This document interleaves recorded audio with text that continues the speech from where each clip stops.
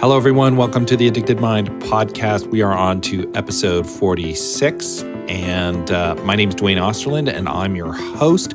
And I'm also the founder of Novus Mindful Life Institute, Family Counseling and Recovery Center in Long Beach, California. If you or someone you know is struggling with any of life's difficulties, please reach out to us. You can find out more information at theaddictedmind.com/help. On this episode, we have Marla Berger, and she's going to talk about equine therapy, which is therapy using horses. And I have a particular affinity to this because I had quite an experience with equine therapy myself. And I'm going to share a little bit about that in the interview. And I'll also include, I mentioned some photographs that I had of that experience, and I'll put that in the show notes as well, so you can be able to check that out. That'll be at theaddictedmind.com/46. Before we start, I just want to remind you that if you're enjoying the Addicted Mind podcast, please go to iTunes and rate and review us. That really does help us a lot, and it helps get this information out to people that might want it and might benefit from it. So for all the people that have done that, thank you so much. It means a lot to me. All right, let's start this episode.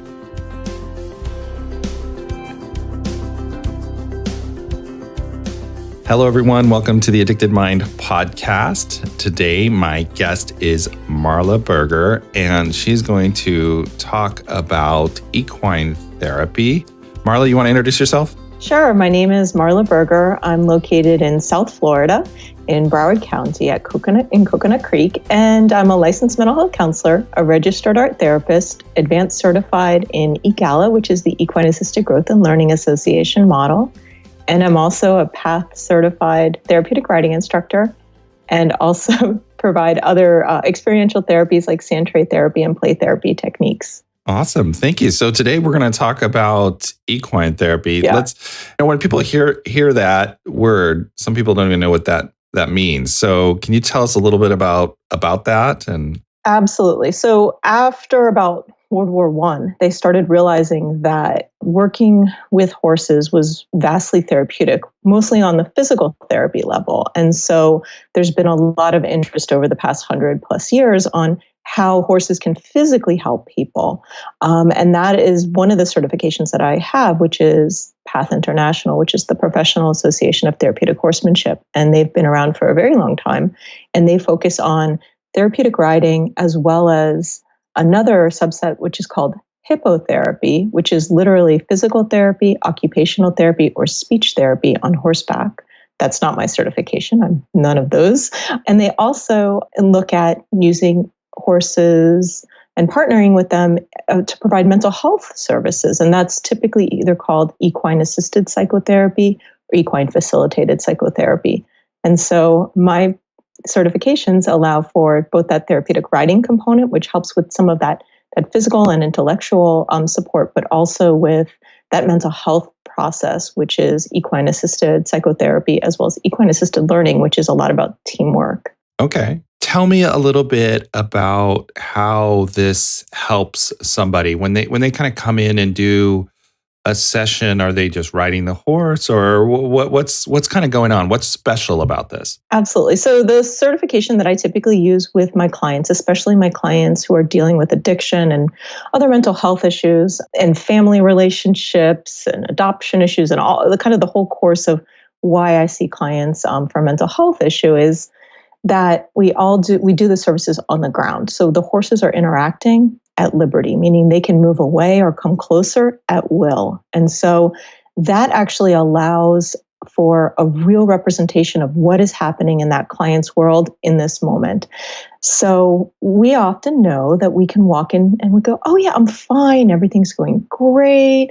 I'm really following through. I've really made some amazing changes into my life. And a lot of time we're actually just talking the talk, and we kind of think we've done a lot of stuff that's been very effective, but we're not really walking the walk. And what happens is that the horses kind of bring all of that out inside of us. And so some really amazing examples would be one of my clients came into a substance abuse group, and it was all women that day. And they decided that the most helpful thing to work on was some of those things that they hold on to, those things that they just hold on to that aren't really healthy for them. And so they put them inside of a basket. And then we threw some carrots inside of a basket along with their pieces of paper that they'd written on. And we said, you're going to need to make sure that the donkeys don't eat this. And we actually had some donkeys out that day. And the amazing thing was that one of the donkeys stood over this woman's basket and never went inside of it. And she finally turned to me and she goes, I know exactly why this donkey is doing this. It's that I'm hiding something and I need to deal with it. Fast forward about a year after that treatment episode, she had actually relapsed and came back into treatment. I got to see her again. And she said, I was actually really hiding something. I know I had alluded to that last time I was here, but that donkey really knew that I was hiding $1,500 in my shoe and I was ready to leave. And that was that like aha moment, like, oh my God. I mean, I certainly did not train a donkey not to go for carrots. In fact, that's kind of in their nature. Right.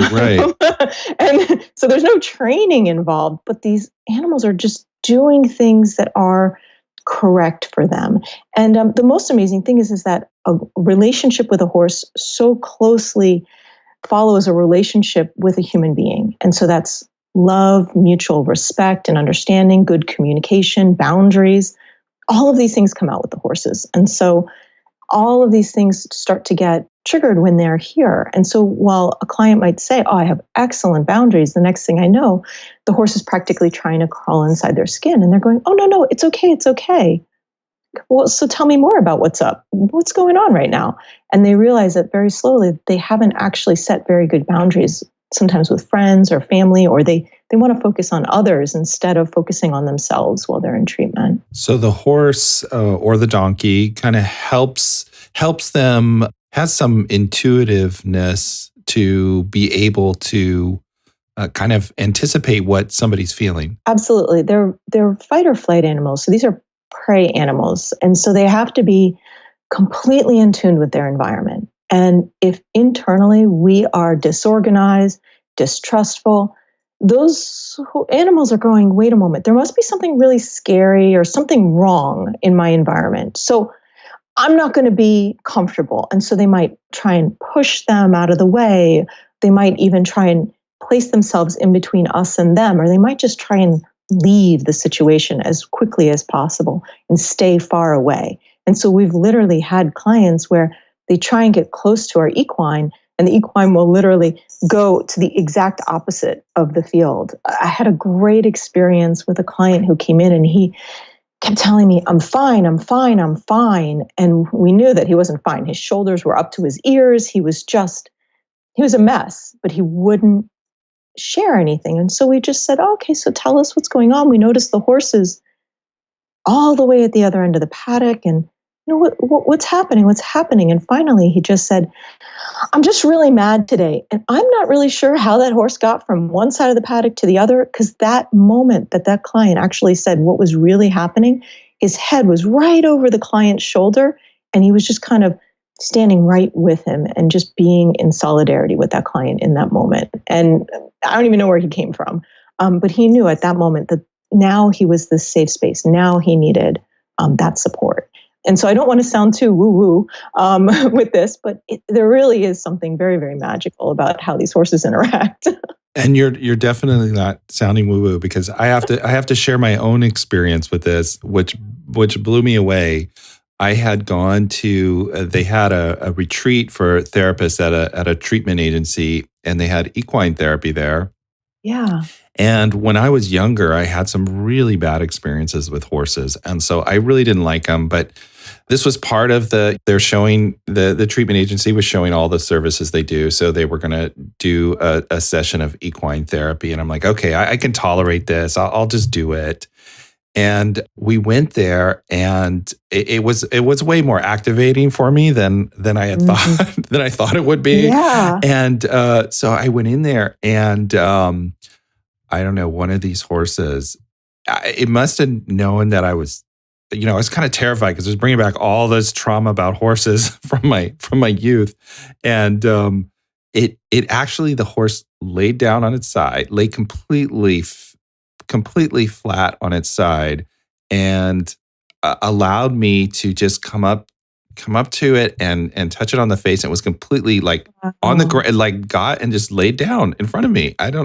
It was so, That's amazing. it was amazing. So you're not sounding woo woo because I've experienced it firsthand, and it was a profound, Yeah. it, it was a profound experience for me because after that, it just was like that fear evaporated. I don't know how to say it. And it's just like, oh, and really kind of was able to realize some deeper things that were actually going on for me. Yeah. But it was the conduit to kind of understanding some deeper issues that for me personally, I was struggling with. But I don't know, that horse knew it. I have some pictures. I'll put them on the show notes so you can see, but it was pretty amazing. So tell me a little bit like how that works or what's going on in that moment, or because it was really profound for me, I have to say. So the amazing part about equine assisted psychotherapy is that I don't ascribe any meaning to what's happening. It's up to the client. And that allowing them to create their own metaphor for what's happening is really the most helpful. So it takes me out of the equation. It's completely the client's language. And so it's a technique called the clean language approach, which is by David Grove. And he has since died, and there's 3 people who've followed through with teaching people. And so the EGALA model, which I follow, which uses the clean language approach. So that means I'm not putting any meaning into what's happening until a client tells me what the meaning is. And that allows the metaphor to be guided by them. And so in that moment, when that client's donkey was standing over the basket, we didn't say, oh, you must be hiding something because the donkey's covering up those things in your life that are barriers. No. It was, tell us what's happening. What's up with this? And it wasn't really ever the donkey. It was, that's me hiding things. And so that made such a profound personal journey for that client because it was them and it was what they were doing. And so you won't even hear sometimes us say things like a horse, the donkey, or anything like that. We'll just say, so what's up right now? Tell us what's happening. And sometimes our language gets even weirder. We might just gesture, what's this? Or, huh? Right, and that's it, which is a little weird to describe. And yet in the moment, clients really get it. They go, oh yeah, well, this, and this are happening for me right now. And this is what this represents. And that's the most amazing part of this, is that it really takes the clinician out of it. And when you talk about a team approach, which is what EGALA model services are, is an equine specialist who knows their horses inside and out, and a mental health practitioner. And so that allows us to kind of keep our stuff out. And that team says to each other, ooh, that's our interpretation. Like, stay away from the dark side on that one. Like, let's bring it back to the client. What is it? And what's actually happening with the horses right now? And a lot of times, especially when we're working with clients who are in recovery and in early recovery, it's so easy to seek a lot of gratification. Oh, this is so fun. I'm going to go take selfies. And then what they're noticing is that the horses are interacting with them on a very superficial level. And they're like, well, but I really want this meaningful experience. And it's like, so what have you done to create that meaningful experience? And they realize that they've just taken selfies and kind of used the relationship for their benefit, as opposed to actually investing in the relationship. And once they start doing that, they just realize how much they often do that in their life and in their relationships. And then how does that translate to home, to friends, to family, to working with your sponsor, so that it's so much more deep and meaningful to them. So it creates like a metaphor for this to kind of take place with this relationship with the horse and the interaction. And like you said, that horses are so intuitive that they're able to kind of get to their deeper issues, I guess, through that process. Yes. And like you said, it absolutely happens irregardless. Now, I have so many years of horse experience. If I needed to move a horse, I can move a horse. And I was at a training and I volunteered to be the client. And they said, well, come up with a professional goal to work on so that we're not getting deep or anything. And I said, okay, well, my goal is to build my private practice bigger. And so they said, okay, so create a representation of making your private practice bigger. I said, no problem. And I created this like a thing out of swim noodles and stuff on the ground. And they said, all right, invite one of the horses into, your private practice that is bigger now. I said, no problem. And I went for the horse that was just stunning. Now, funny enough, these horses were actually identical in many ways because of the breed it was. It was Norwegian Fjord, which are this beautiful golden color. And then their mane and tail are very unusual. It's black, and then it's got a stripe of white through it. So logistically, the horses were completely identical because they all look the same way. Golden with a black mane and a white stripe of white. But of course, I went for the big sexy one who was just very Fabio. Right. Because of course, right? Right, yeah. And immediately that horse walked away from me and started scraping his teeth on a door to get out of the arena. Yeah. And I'm like, no, you want to be with me. Come on, Fabio. Come on, big sexy, Right. Don't you want to work on this with me? You're going to help me create this amazing private practice. And his teeth were just scraping and scraping. And I realized that's exactly what I do in my life, is go for the big sexy thing that A, is probably not very healthy for me, and B, might literally be more than what I actually need. And so I turned to the little mare who was a little scruffy, but again, almost identical. And I just put my hand on her cheek and she just walked straight with me, step for step, in pace with me. And I realized in that moment, like, wow, this stuff works, Right. Well, that was, yeah, I totally relate because that was my experience as well. It was just like, I kind of was a little skeptical when I went in and, okay, horses, whatever.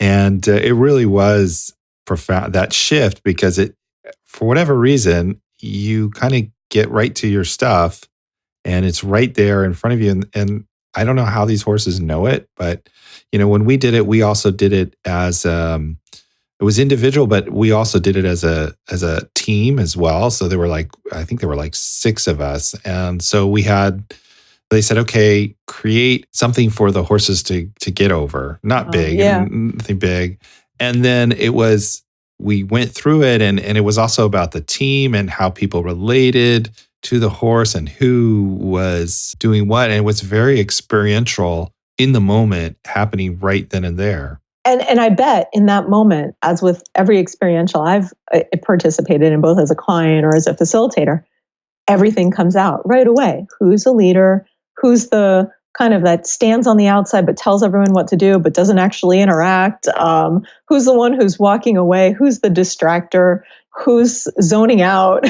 Who's the clown? And all of that comes out in that moment. And you're thinking, wow, we haven't even had them do anything. It's like, hey guys, so the first thing you're going to do is create an obstacle for these horses. And all of a sudden, everything just comes out. And that, I think, is part of the reason that experiential therapies work. So art therapy, play therapy, sand tray therapy, equine-assisted psychotherapy, music therapy, psychodrama, because our stuff comes out when we do something. So once we can move past all those defenses, and believe me, people try and talk themselves out of why they did things. Oh, no, I wanted everyone else to take the forefront. I wanted to just sit in the back and let them shine today. Right. Yeah. How else is that happening, in your life and in your recovery? Oh, yeah, that's true.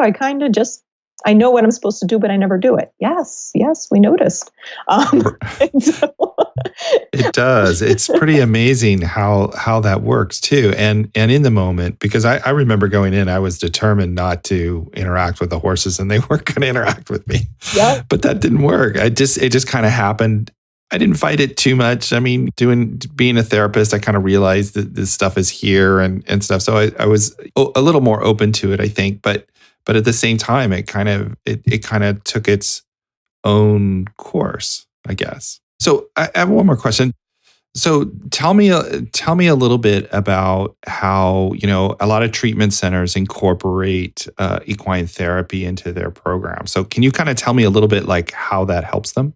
Sure. So the most important thing that I see in service is that insight alone does not mean people change. I've found that out both personally, but also professionally. And so we can have amazing insight into why we do something, and we can never change it. And so when we do experiential therapies, and especially equine-assisted psychotherapy, all of this comes out right away. And so being able to see it and then in the moment say, let me try something different. You know how my therapist has been trying to talk with me about using some coping skills or dealing with frustration in this moment when I am frustrated in a very low risk situation, because this is not real life. This is, not a job application. This is not me fighting with my family. I'm going to give it a try, and I'm going to see if this frustration skill works. I'm going to see if this coping skill works. And I'm going to try, in fact, instead of doing all of my old behaviors, to try something new.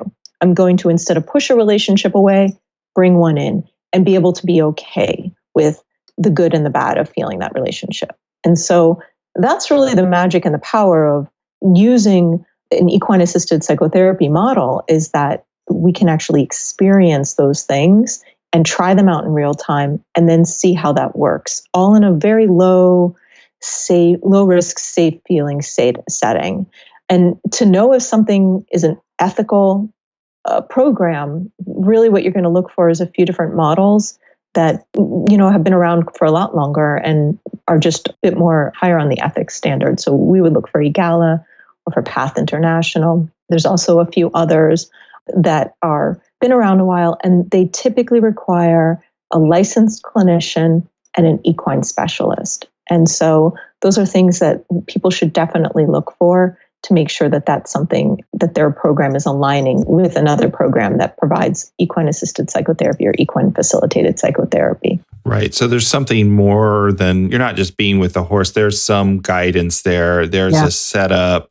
Can you kind of describe like what a session might look like to a client? How would they start? How would they come in? Yeah. Kind of what would happen and how would it go? It does vary, of course. If this is a one-time only program, I might have a few ideas set up ahead of time that I've discussed with the facility. But typically what I do is I greet our clients, I find out what's been going on for them recently.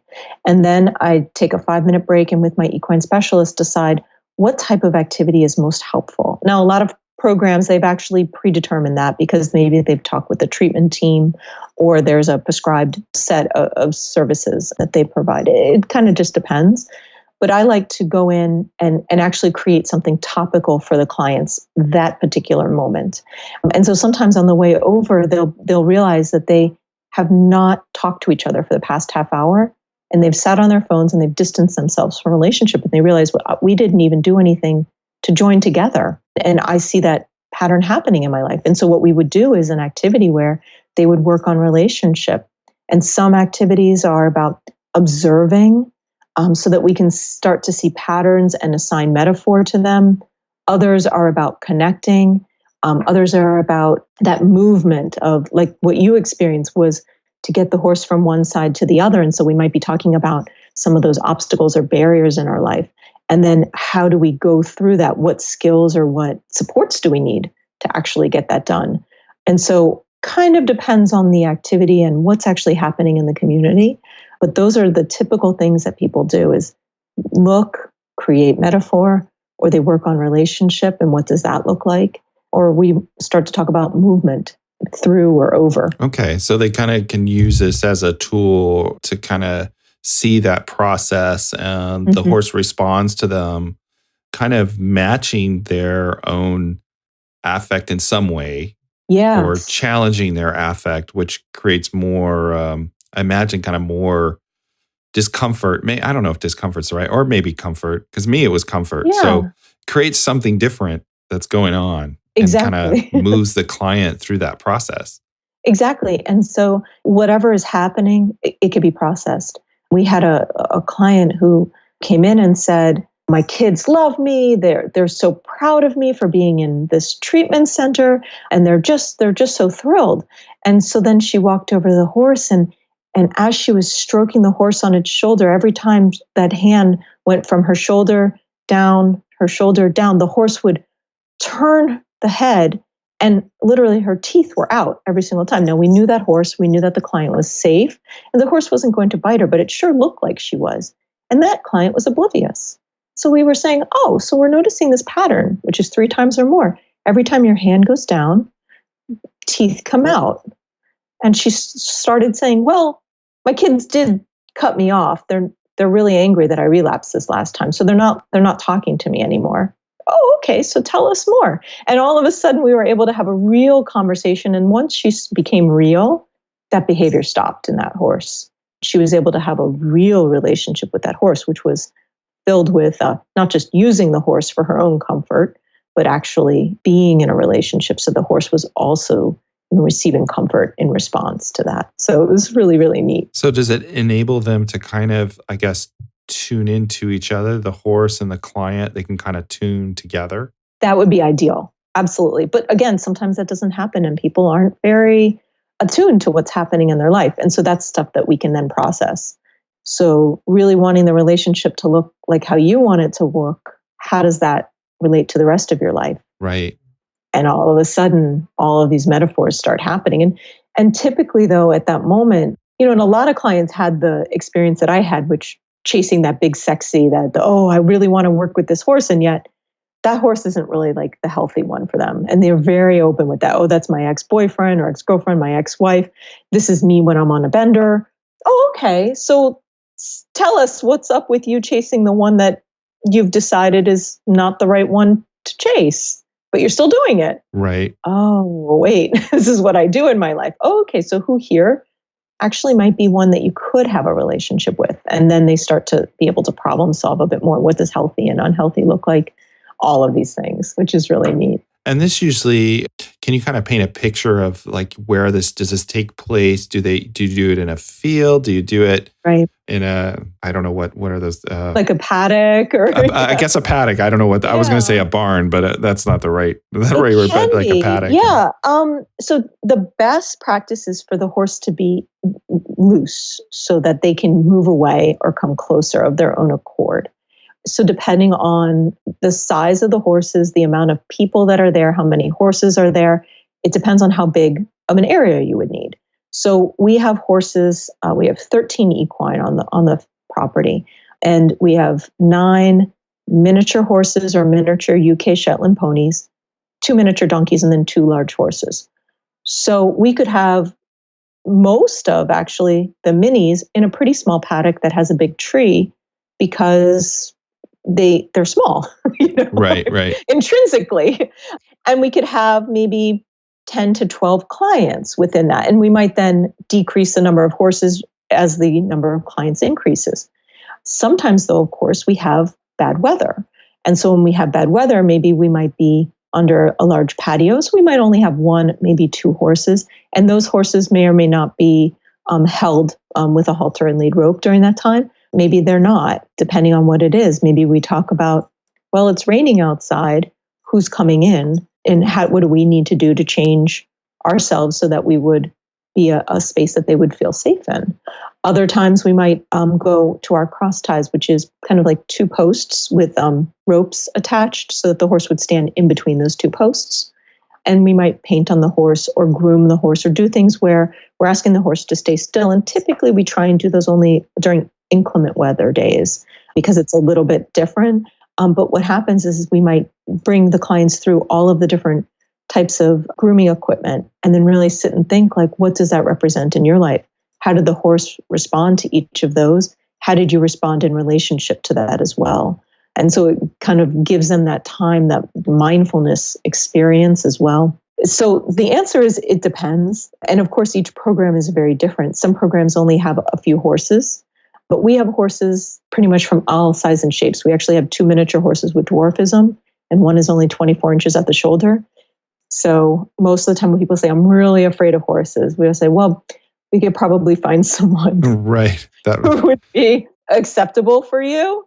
And then if they're still really afraid, a lot of times that's really something about resistance to treatment as opposed to actual fear, because they've literally seen dogs that are bigger than some of our horses. So you'll kind of, knowing the client, you'll pick a horse that you think will help the client the most. Absolutely. So sometimes we know clients' behaviors and their patterns. And so we know that this client maybe doesn't handle frustration very well. And so we might throw in horses that upset the apple cart more often, like our 2 miniature donkeys, who will pretty much get into anything. And so we give them those chaotic moments so that they can manage frustration during that time. And how do they manage frustration in real time when things just don't go according to plan? And that's a really fun metaphor to see that play out. Now, what's amazing is that we have no idea what's actually going to happen. Those are great ideas, but as evidenced by that story I told about the donkey who stood over that client's basket, he did everything we wouldn't expect him to do because that's what that client needed. And so we can say, oh, well, this is what we think will work today. But the horse is really